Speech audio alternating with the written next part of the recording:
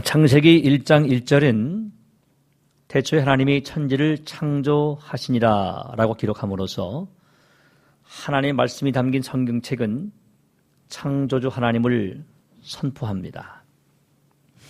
그리고 창세기 1장 27절은 하나님이 자기 형상, 곧 하나님의 형상, image of God, 그 형상대로 사람을 창조하시고 남자와 여자를 창조하셨다라고 기록하면서 하나님이 자신을 닮은 존재로 사람을 지으신 소위 인간 창조를 선언하고 있습니다. 하나님이 인간을 만드신 조물주란 사실입니다.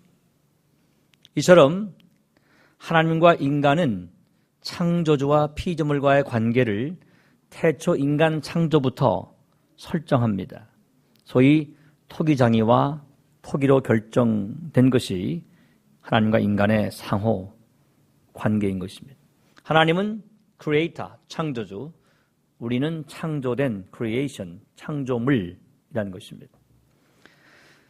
하나님이 우주를 창조하신 0000년부터 4000년의 시간이 지나서 유다 땅 베들레헴의 한 아기가 태어납니다. 그 아기의 이름은 바로 태어나기 전부터 주의 사자가 그 육신의 아버지인 요셉에게 일러준 예수라는 이름입니다. Jesus, 예수. 그런데 하나님의 영이신 성령께서 마태를 통해서 그 예수란 아기가 어떤 아기냐? 자기 백성을 그들의 죄에서 구원할 자라고 선언하면서 보통뿐이 아니다. 그 예수는 사람으로 오셨지만 그 사람이 자기 백성을 그들의 죄로부터 구원하신다. 이렇게 엄청난 선언을 하고 있습니다. 또 누가복음 보게 되면 오늘 다윗의 동네에 너희를 위하여 구주가 나셨는데 그 이름은 그리스도 주라. 이렇게 선포합니다. 성경 전체의 원저자이신 성령께서 마태를 통해서는 이렇게, 누가를 통해서는 또 이렇게 선포하시면서 예수 그리스도가 이 땅에 오셨는데 그분은 인생들의 죄를 구해줄 분이시다. 할렐루야. 그날이 바로 성탄절이라는 것입니다. 흥청망청 노는 날이 아닙니다. 저도 어릴 때 교회를 나가기 전에는 성탄절 되면 괜히 들뜨고 카드를 만들어서 나눠주기도 하고 또 선물을 주고받았던 그런 시절이 있었습니다만은 고1 때 교회를 처음 나가면서부터는 성탄절이 바빠지기 시작했어요. 24일 날 모여서 흔히 말하는 올라이트 하면서 이제 새벽 3시부터 또 교인들 가정을 다 돌고 장로님 댁에 가서는 또 떡국을 끓여 먹기도 하고 그랬던 시절이 있었습니다. 피곤한 줄 모르고. 지금까지 성탄절은 아주 목회자에겐 힘들고 그러나 바쁘고 또 의미 있는 날이죠. 어제도 제가 늘 옷을 고쳐 입는 옆에 가게 갔더니 그 아저씨가 아유 내일 바쁘시겠어요. 성탄절은 주님의 날입니다. 믿습니까? 성탄절은 예수님의 탄생이고 예수님이 성탄절의 주인공이십니다. 마태가 이사야 선지자의 예언을 기억하면서 그 예수의 다른 이름을 임마누엘이라, 임마누엘, God with us, 우리와 하나님이 함께 하신다 라고 기록을 합니다. 한 아기가 이 땅에 오시는데 성령으로 마리아의 몸에 잉태되어서 가장 작은 나라, 작은 땅, 시골 한 구석 떡방앗간 베들레헴 에브라다에서 태어나신다. 그런데 그 아기가 God, 하나님이시다. 그리고 God with us, 그 하나님이 우리와 함께 하신다 라는 사실을 이사야 선지자의 예언을 통해서 마태가 빌려서 기록을 합니다. 이렇게 말씀하고 있어요. 좀 길지만 눈으로 보시기 바랍니다. 예수 그리스도의 나심은 이러하니라. 그의 어머니 마리아가 요셉과 약혼하고 동거하기 전에 성령으로 잉태된 것이 나타났더니 그의 남편 요셉은 의로운 사람이라. 그를 드러내지 아니하고 가만히 끊고자 하여 이 일을 생각할 때에 주의 사자가 현몽하여 이르되 다윗의 자손 요셉아 내 아내 마리아 데려오기를 무서워하지 말라. 그에게 잉태된 자는 성령으로 된 것이라. 아들을 낳으리니 이름을 예수라 하라. 다같이 이는 그가 자기 백성을 그들의 죄에서 구원할 자이심이라 하니라.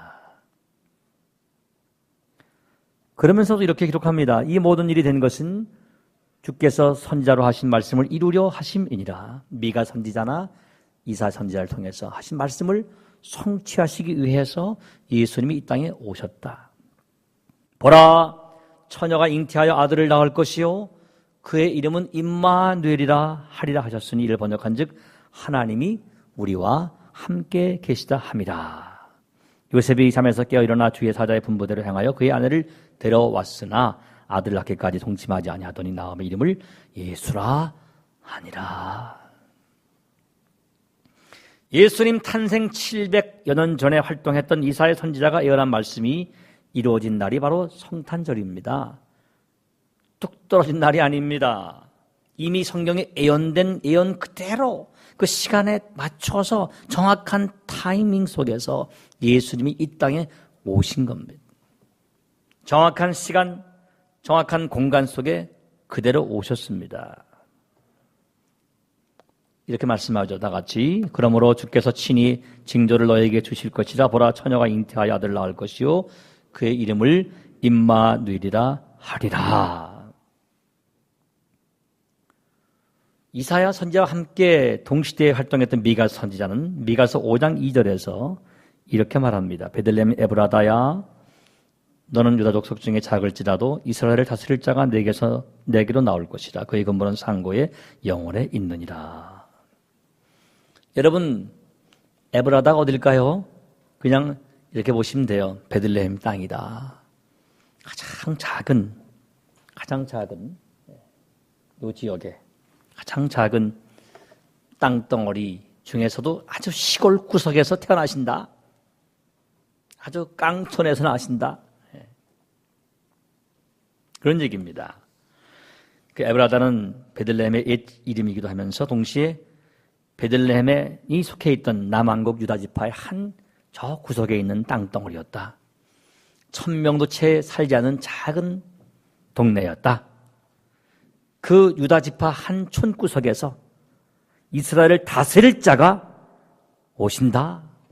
그렇게 미가 선지자가 700여 년 전에 예수님 탄생을 예언하고 있는 것이죠. 만삭이 된 여인이 있습니다. 만삭이 되었고 처녀의 몸으로 이제 소위 고통이 따라오는 거죠. 이제 곧 나오나 보다. 만삭의 몸으로 무려 130km가 넘는 땅으로 걸어갑니다. 늦은 밤이 되었습니다. 빵 굽는 마을이란 작은 촌 베들레헴에 간신히 도착을 했어요. 그 태기를 느끼면서 지친 몸을 이끌고 여관을 찾습니다. 여관이 없어요. 마침 헤롯 대왕이 자신의 왕궁을 짓기 위해서 호구조사를 시켰습니다. 그러니 베들레헴 땅에는 고향 사람들이 모여서 호적을 등재하고 있는 거예요. 여관이 없었습니다. 간신히 얻은 곳이 마구간이었습니다. 드디어 때가 되어서 천사의 수태 고지를 따라서 보라, 처녀가 잉태하여 아들을 낳으리니 그 이름을 임마누엘이라 하리라. 그 수태 고지대로 냄새가 나는 마구간에서 한 사내 아기의 울음소리가 크게 들리고 있습니다. 할렐루야. 성탄절입니다. 그날이 바로 하나님이 정하신 섭리의 시간, 곧 2000여 년 전 구원을 위한 카이로스의 시간 속에서 예수님이 응애하고 태어나셨습니다. 이 역사적인 팩트가 기록된 예수님 탄생이 바로 성탄절이에요. 0000년의 천지 창조 포인트에서 4000년의 포인트 시간에 지구 이스라엘 땅 작은 베들레헴이라는 공간 속에서 예수란 아기가 탄생했는데 그가 이스라엘의 목자가 되실 뿐 아니라 자기 백성을 그들의 죄에서 구원한다라고 선포하고 있습니다. 놀라운 사실 아니겠습니까? 자기 백성이 누굽니까? 하나님이 택하신 백성, 여러분들입니다. His people. 그의 백성, 그가 택하신 만세 전에 손바닥에 새기신 이름을 다 알고 계시는 그들을 위해서 구원자로 예수가 이 땅에 오신 겁니다. 이 말씀을 어제 밤늦게까지 묵상하면서 자기 백성이란 이 단어에 제 영혼이 꽂힙니다. 자기 백성. 자기 백성. 이 짧은 문장 속에 성령께서 의도하시는 신론, 즉 하나님의 신학이 담겨 있구나. 자기 백성. 자기가 창조하고 자기가 택한 백성. 그가 곧 하나님. 택하신 자가 하나님. 그 인간의 원죄로부터 구원할 분은 오직 한 분, 하나님. 따라서 임마누엘, God with us, 하나님 함께 계시다 했으니 예수님이 곧 인간과 함께 하실 하나님이라는 논리가 아니겠습니까? 믿습니까? 예수가 하나님이에요. 분명합니다. 임마누엘, God with us. 하나님이 이 땅에 오셔서 우리와 함께 하신 날이 성탄절이에요. 그러니 성가대의 찬양자 O Holy Night, 거룩한 밤을 노래하지 않을 수 없죠. 하나님의 인간 창조 후에 4천년의 시간이 지납니다. 하나님이 창조하신 수많은 우주의 행성 중에서 한 행성인 지구에 저쪽 이스라엘 작은 나라 시골 베들레헴 땅에 같은 창조주 하나님이 인간의 몸을 입고 오셨습니다. 창조주 하나님이 피조물처럼 되셨어요. 놀라운 사건입니다. 충격적인 선포입니다. 성탄의 선언이에요. 창조주 하나님이 자신이 지으신 땅에 자신이 지으신 사람의 모습으로 오신 사건이 크리스마스, 성탄절이라는 것이죠. 그 하나님의 이름, 그 사람의 이름이 바로 예수입니다. 우리 이렇게 산수를 풀 수 있어요. 예수님은 신성 100% 하나님 더하기 인성 100%의 사람, 고로 완전한 100%의 하나님, 완전한 100%의 인간, 믿으시기 바랍니다. 이것이 신학이에요. 이것이 예수론입니다. 기독론입니다. 신론입니다. 이처럼 하나님이 사람이 되신 날, 창조주가 피조물처럼 되신 날, 신이 신을 높여만 하는 인간처럼 되신 날이 바로 크리스마스인 거죠. 이 충격적인 사건, 인류 역사의 최대 변혁의 날을 사도 요한은 말씀이 육신이 되어 이 땅에 오셨다라고 해석을 하면서 이렇게 말씀하고 있죠. 다 같이 태초에 말씀이 계시니라. 이 말씀이 하나님과 함께 계셨으니 이 말씀은 곧 하나님이시니라. 그가 태초에 하나님과 함께 계셨고 만물이 그런 말미암아 지은 바 되었으니 지은 것이 하나도 그가 없이는 된 것이 없느니라. 그 안에 생명이 있었으니 이 생명은 사람들의 빛이라. 빛이 어둠에 비추되 어둠이 깨닫지 못하더라. 10절 이하는 이렇게 말씀해요. 그가 세상에 계셨으며 세상은 그런 말미암아 지은 바 되었으되 세상이 그를 알지 못한다 그랬습니다.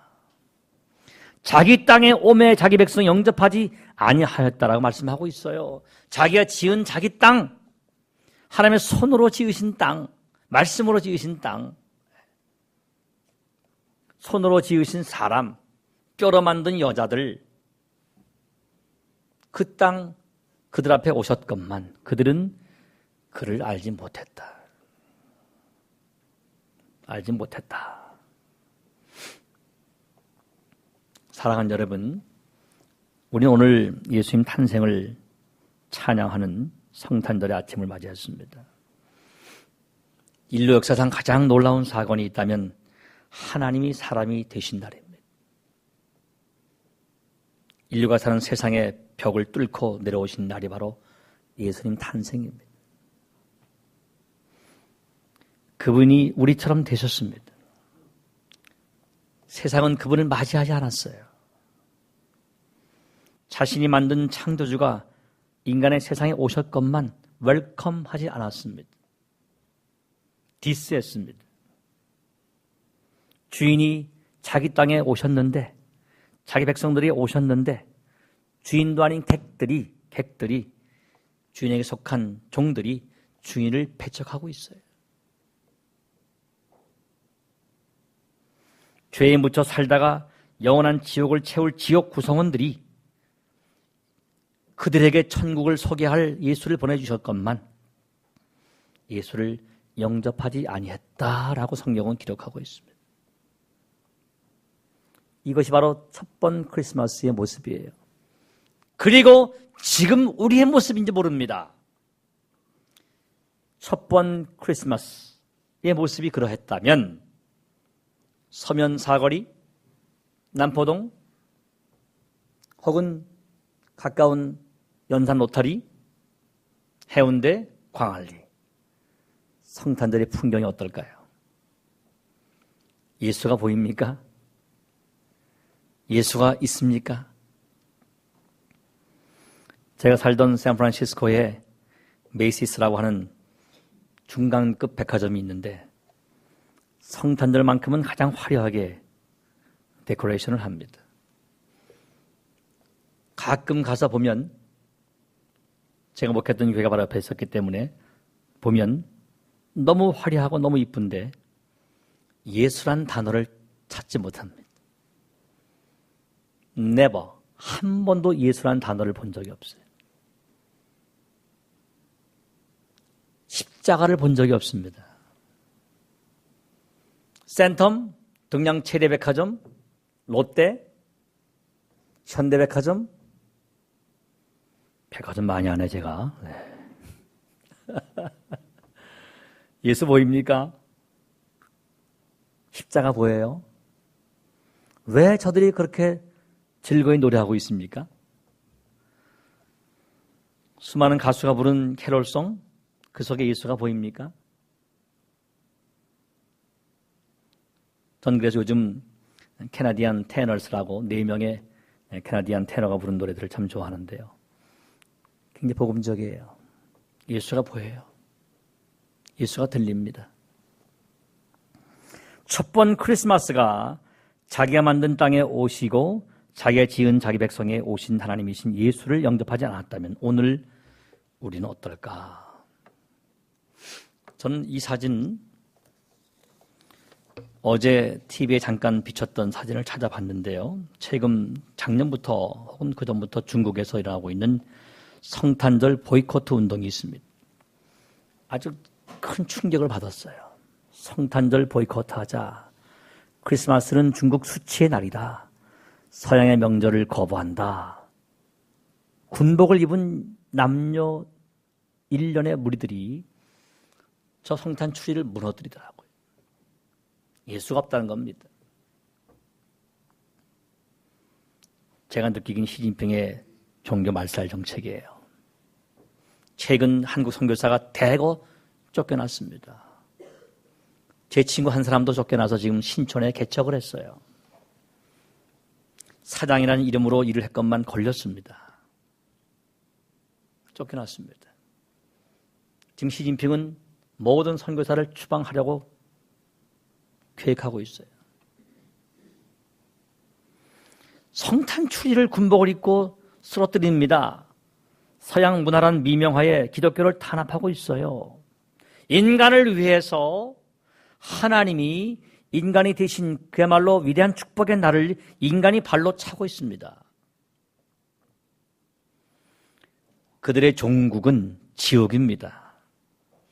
제가 타이핑을 제가 하면서 중국은 지옥인가 했더니 종국이더라고요. 종국은 지옥이에요. 예수 안 믿고 예수님 걷어차면 그들은 지옥이란 장소에 구성원으로 채워질 것입니다. 단순한 원리입니다. 목사님 지금 이 시대에 무슨 지옥을 얘기하십니까? 대단히 죄송합니다. 저희 노회에서 이런 얘기 안 하는데 제가 신학을 오래 공부한 사람 중에 하나예요. 전 지옥 얘기합니다. 신학 공부 많이 했다고 지옥 얘기 안 합니까? 누가? 성경에 지옥이 있는데요. 구원을 발로 차는 자들이 갈 곳이 하나밖에 없어요. 영원히 꺼지지 않는 불의 세계인 지옥 음부입니다. 지난 늦가을에 미 동부에 가서 몇 사람을 만났는데 그 청년들이 얼마나 열망을 가지고 예수를 찾는지, 복음을 그렇게 갈망하고 있는지, 십자가를 찾고 부활을 찾고 지옥을 두려워하는지, 몇 청년과 부부들이 한두 시간 가까이 그 말씀 붙들고, 제가 같이 동참해서 조금 도와드렸는데 그렇게 은혜를 받으면서 영원히 꺼지 않는 unquenchable fire, 꺼지 않는 지옥불 두려워하는 마음으로 그 말씀을 파고 있더라고요. 말씀을 파고 있어. 한 사람은 예일서 공부한 사람이고 한 사람은 치과 의사인데 말씀 앞에 가장 초라한 모습이 되어서 벌벌 떨면서 나에게 구원이 있는가? 아니면 영원히 꺼지 않는 불이 내가 들어갈 곳인가를 관찰하면서 조사하면서 말씀 앞에 서 있더라고요. 오늘 우리 누굽니까? 성탄 출제 발로 차는 사람들입니까? 그런 의미에서 저는 이렇게 답을 내봅니다. 구원이 뭔가? 구원은 하나님의 선택이라는 창세전의 섭리와 지금 나의 선택이라는 두 가지 선택의 결합 작품이다.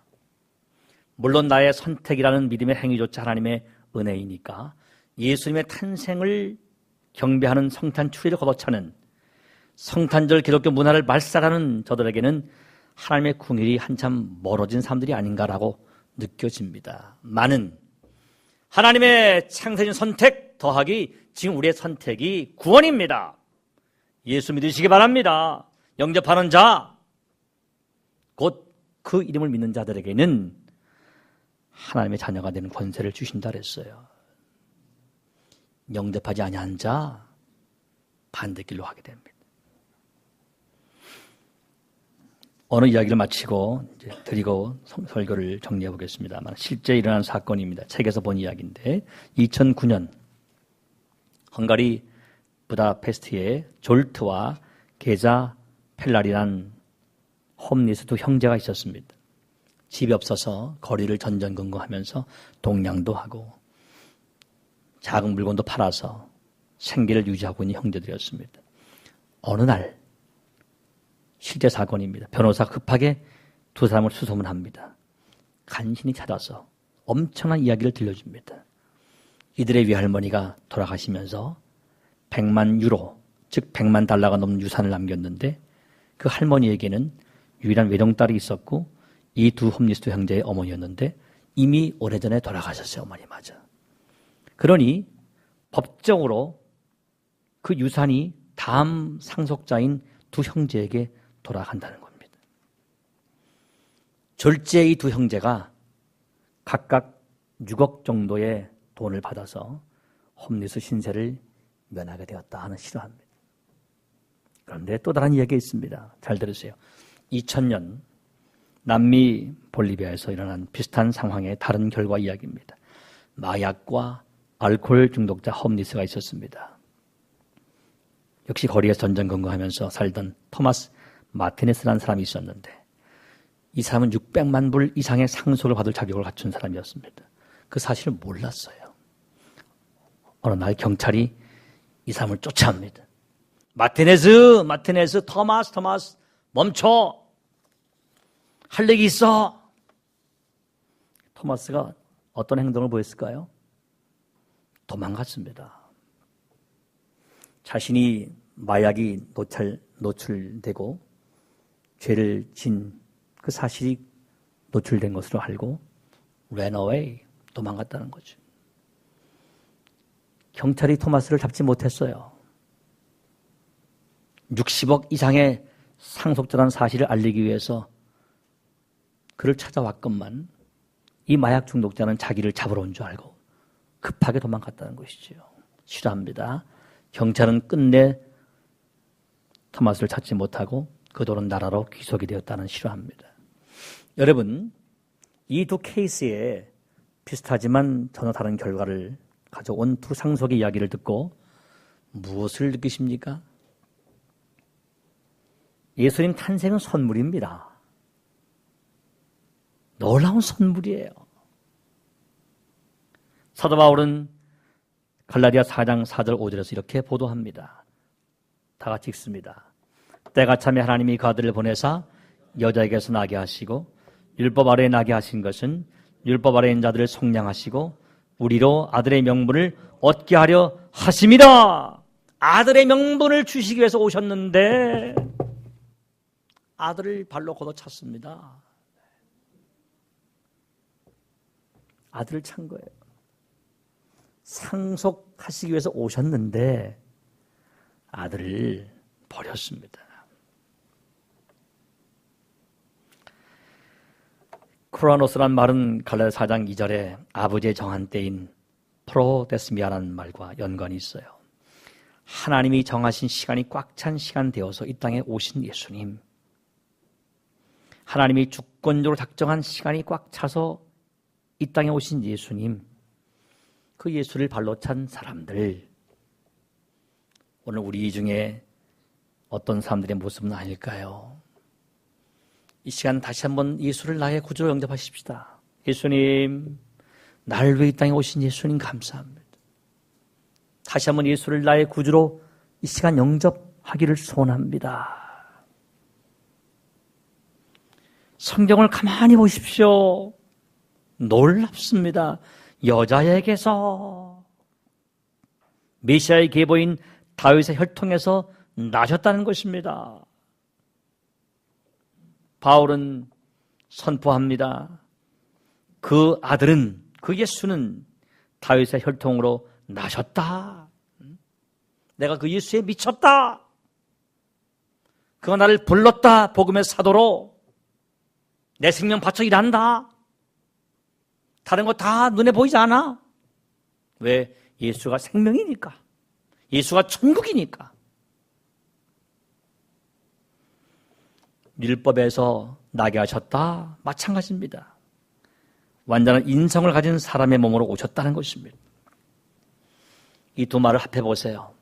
여자에게서 율법 아래에 나게 하신 것. 그 이유가 뭘까요? 여러분들을 속량하시기 위함인 줄로 믿으시기 바랍니다. 여러분들을 속량하시기 위해서, 율법 아래에 있는 자들을 구조하시기 위해서 인간처럼 되셨습니다. 우리 오늘 성탄절을 맞아서 하나님의 인간 사랑의 확증을 보고 있습니다. 독생자 예수 그리스도를 이 땅에 여자의 몸을 빌려서 오게 하셨습니다. 우린 감격해야 됩니다. 율법이 지정한 대로 율법을 지키지 못하면 죽을 수밖에 없는 인생들을 위해서 율법의 완성자로 예수가 오셨습니다. 예수는 죽기 위해서 이 땅에 태어나셨습니다. 십자가를 위한 성탄절입니다.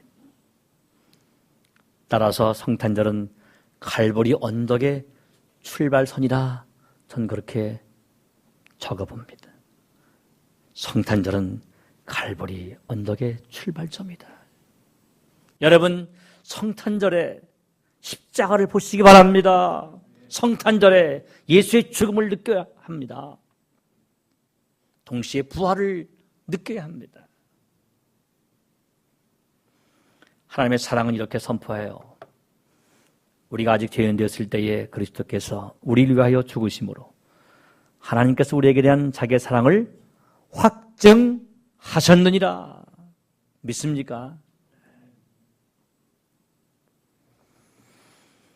이렇게 말을 만들어 봅니다. 다 같이 성탄절은 죽음을 예고하는 전주곡이다.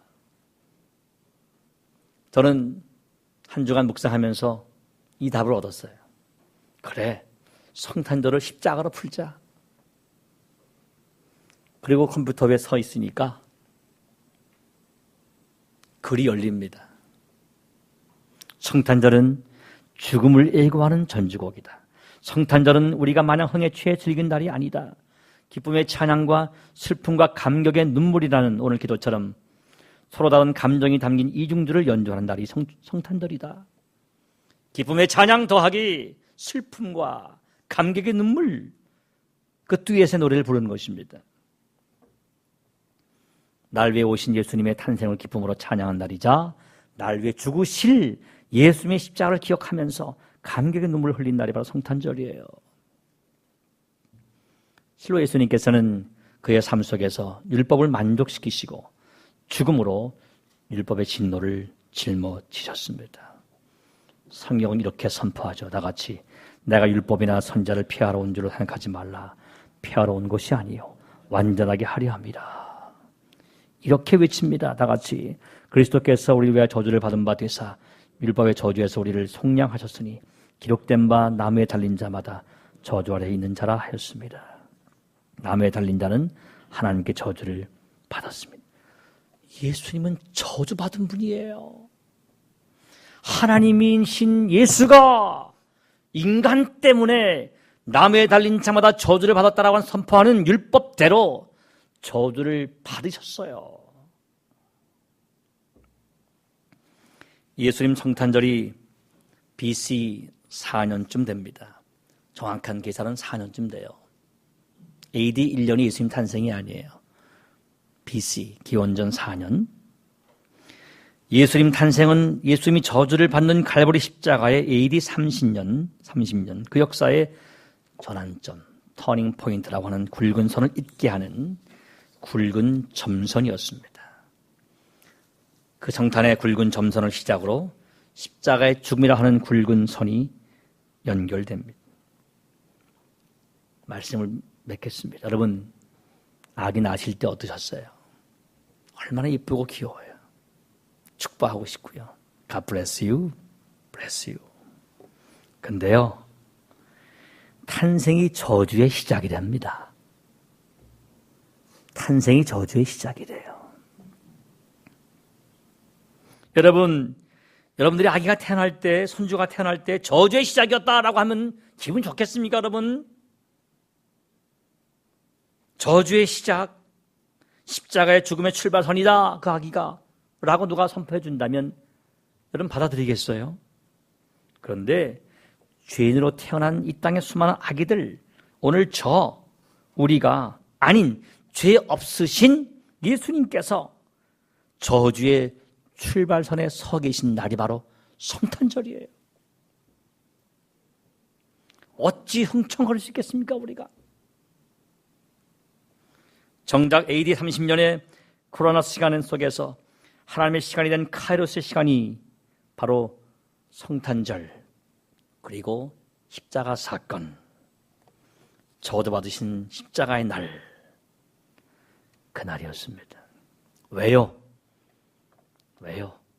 우리로 아들의 명분을 얻게 하시기 위해서, 상속자가 되게 하시기 위해서, 천국 백성 만드시기 위해서 33세 젊은 나이에 십자가에 달려 저주를 받고 죽으셨어요. 따라서 성탄절은 여러분과 제가 감히 하나님의 아들, 딸이라는 명분을 얻게 하시는 하나님의 인간 구원 특수 작전이 시작된 날인 줄로 믿으시기 바랍니다. 볼리비아의 마티네스는 돌아가신 외할머니의 상속을 받지 못하고 도망갔습니다. 여러분들은 하나님의 초청, 아들의 명분, 딸의 명분을 주겠다는 그 초청을 거부하시겠습니까? 도망가시겠습니까? 한 유화를 드리고 마치겠습니다. 캐나다의 온타리오의 기독교 초등학교에서 일어난 실화입니다. 잘 아시는 비슷한 내용인데요. 크리스마스가 가까웁니다. 성탄 연극을 준비합니다. 배우들을 찾는데 랄프라고 하는 청년, 어린 아이가, 청년이 아니라 아이가 4학년 아이인데 너무나 연극을 하고 싶었어요. 근데 정서 장애자입니다. 정서가 왔다 갔다 해요. 말도 더듬고 생각도 민첩하지 못해요. 연극을 하고 싶어요. 그래서 감독 선생님께서 그래, 너 그럼 짧은 대사 하나 줄게. 꼭 한번 해봐라. 요셉과 마리아가 여관을 찾다가 찾지 못하잖아요. 그 문을 두드립니다. 방 없어! 방 없어! 방 없어! 한 번 더 두드려. 그럼 또 더 크게 얘기해. 방 없어. 세 마디만 하자. 또 요청하면 더 크게 방 없어 그래. 합의하고 연극을 시작해요. 감독과 스텝이 숨을 죽입니다. 랄프를 지켜봅니다. 드디어 요셉이 마리아를 데리고 여관 앞에 도착했습니다. 여관 문을 두드립니다. 주인이 나왔습니다. 방 없어요. 다시 매달립니다. 큰일 났어요. 내 아내가 곧 아기를 낳을 것 같아요. 방을 주십시오. 방 없다니까요. 이제 한 번만 더 하면 되는 거 아니겠어요? 이렇게 제가 사정합니다. 이 추운 날 어디로 갑니까? 아기가 나옵니다. 제발 방을 주세요. 이야기를 듣자 랄프는 눈물을 흘립니다. 그리고 큰 소리로 말합니다. 그러면 내 방으로 오세요. 내 방으로 오세요. 우리가 웃지만 눈물입니다. 그럼 내 방으로 오세요. 내 방으로 오세요.